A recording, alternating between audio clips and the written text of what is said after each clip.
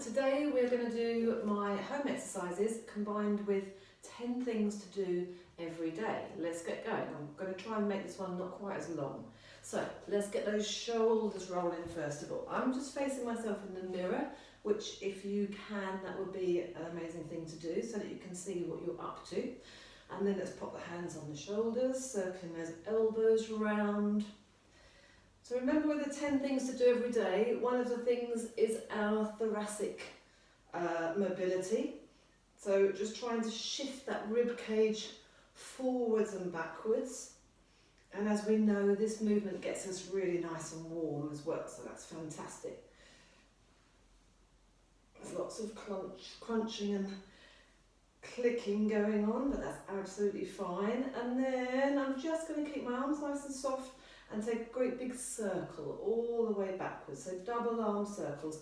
And again, I'm allowing that movement in the rib cage, in the thoracic spine, and that's got me all warm around the back of the head and neck. So I'm just going to close my eyes and turn my head from side to side, making sure breathing naturally, facing forwards, taking the ear towards the shoulder, touching the fingertips on the legs so that you know that you're not shifting your shoulders from side to side. I've also closed my eyes. I'm going to take a half circle and then a half circle to the front. I've closed my eyes just so that I can really feel and tune in a little bit more to what's going on in my body. As we know, when we've got the eyes open, we join with just the brain focuses in on lots of other things as well. So we've done our first 10 things to do every day, which is a double circles with the arms going backwards. Then we're going to bring the hands, interlace the hands at the back of the head, bring the elbows forwards. I'm bringing my feet together a little bit more so they're more hip width apart, elbows are forwards, and I'm going to push my head into my hands. Holding for about 5 maybe, and about 5 sets of this. So just switching on. If you can be in front of a mirror, having a little look that the shoulders don't lift up around the ears, just drawing the shoulder blades down. And remember, you're trying to bring the back part of the top corner of your head up and back, sort of reaching up towards the ceiling up there. So that's all happening there. And just when you switch off, notice if you can see yourself in the mirror, is there any relaxation of muscles? So are you seeing a tense and then hopefully not. Hopefully just you can feel that connection at the back of the neck. So this is to address our forward head carriage, to strengthen the muscles at the back of the neck. And then let's add to that in preparation for our chest and back lift, which we're going to do in a moment. I'm going to turn slightly sideways. So I'm still applying the pressure into the hands, and I'm lifting my head and my arms and everything up to the ceiling. I'm trying to fold over this part of my back, just below the shoulder blades. Sometimes in class, you can have a little play about with this. Sometimes we go up and we come back to a neutral position and then we fold over at the front. So that's a bit like our abdominal curls, maybe a couple of those. Ooh, back, just click then. And then, as we've gone forwards and backwards, let's go sideways and all the way round. 2 or 3 in each direction, keeping the head still, keeping the arms still, just creating a crease around those the rib cage. It should feel quite nice. Then let's go into our chest and back lift. So we want the feet a bit wider, toes facing forwards-ish, lifting the chest exactly the same as we just did, sticking the bottom out, maybe bracing on the legs, relaxing down, and then lifting up. Lifting, sticking the bottom out, all of these weird and wonderful things which we don't generally do in everyday life, unless you come into regular Pilates classes with me. But what they do is they prepare us so that the body in this is prepared for everyday life, so that we don't get any injuries and we're all stretched out and limbered up a little bit, if you like. So that's a few of those. Great, and then let's think about the sides of the back. So one arm up, one arm down. We're going from side to side. Nice breath in as you come through the centre, a breath out as you go over. Trying to lift the rib cage off of the hips.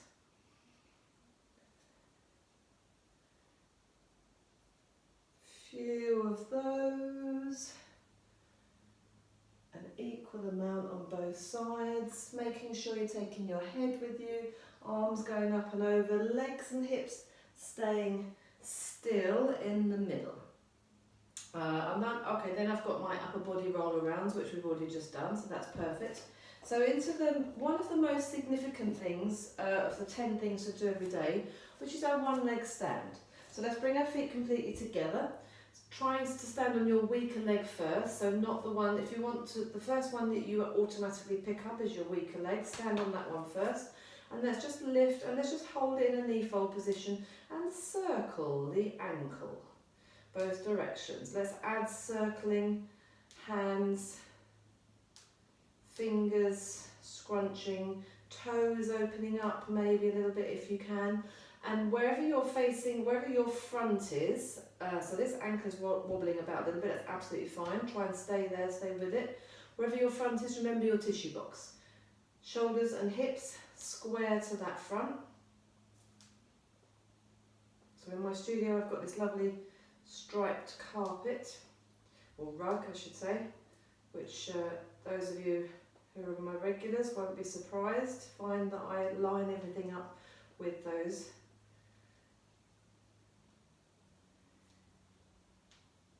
Good, and I'm just going to take a little, I'm still staying on the same leg. Actually, I want to challenge this leg a little bit. So I'm going to add a bit of movement. So this was all quite static, apart from getting the ankles and the wrists going. Let's take a cycle. I'm just going to turn sideways to the camera. I'm trying to just sort of make a circle with my foot, like I'm on a one-legged cycle, one-legged bike.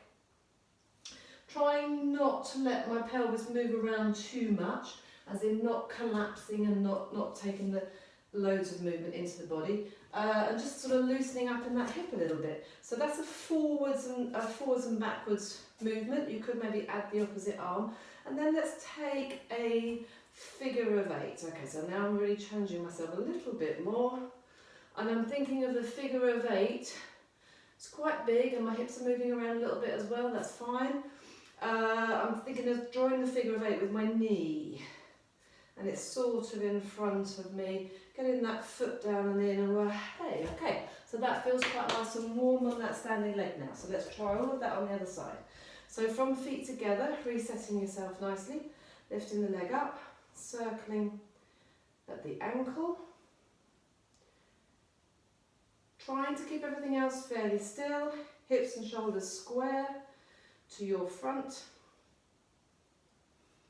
and then adding the wrists. So that again the arms are hanging, I'm holding the leg in place, whoopsie. My arms are hanging, I'm not joining in with the elbows or any other joints.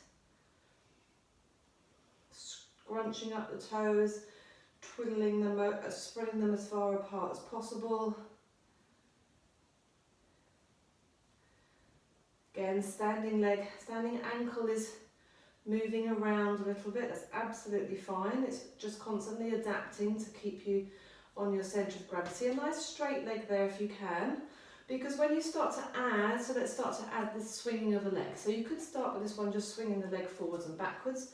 I've made it a little bit harder by asking you to do a full cycle. I'm just bringing my arms naturally in opposition, which you will do without thinking about it, which is why I haven't mentioned arms. So now, I was going to say, once I start to add more movement here, and everything's a bit more challenging on the balance, I'm just going to gently soften that knee, just to give me a little bit more play, if you like, in the balancing. If that leg was really rigid, it locks everything up a bit too much. So just slightly soft, trying to get the same level of discomfort, if you like, on the standing leg. That's the one that's doing all the work. The other one is just flapping about, challenging the balance a little bit more. And then let's go to our figure of 8 at the front.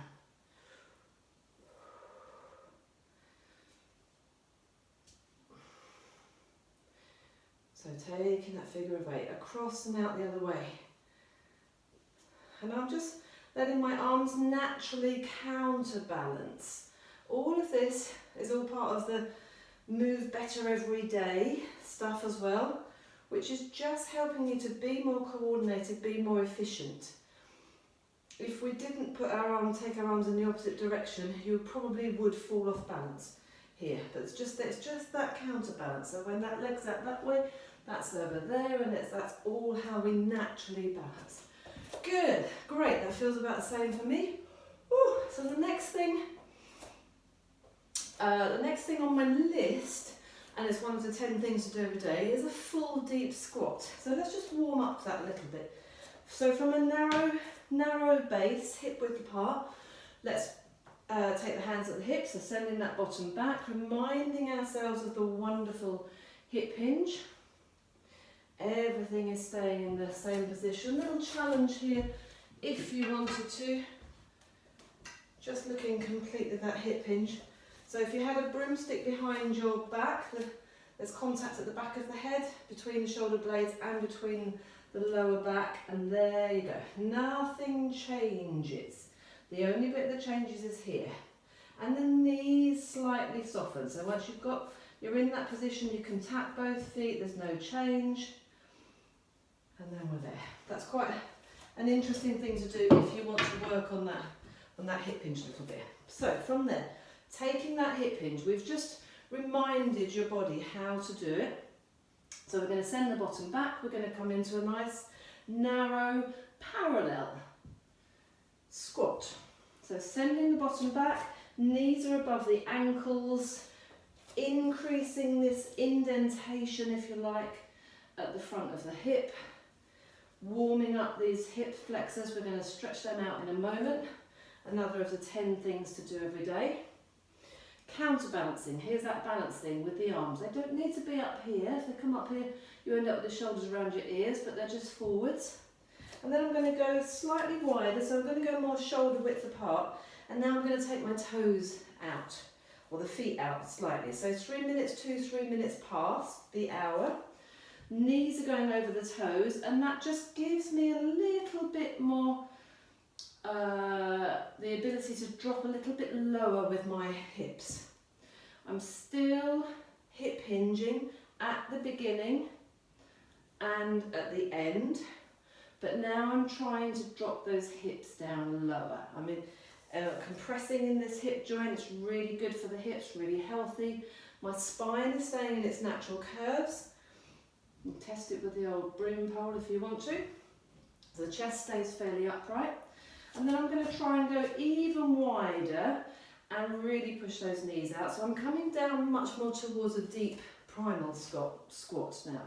So that's where you want your bottom on the floor. Now for me, with my rubbish Achilles length and tight calves, I need my feet quite wide for this one. I could cheat a little bit and put a block under my heels. This is probably a bit too fat actually, but you could do anything here. So I generally find if I've got my trainers on, that I'm suddenly much better at this. This is what we're aiming for. Some of you, as we already know, are quite good at that.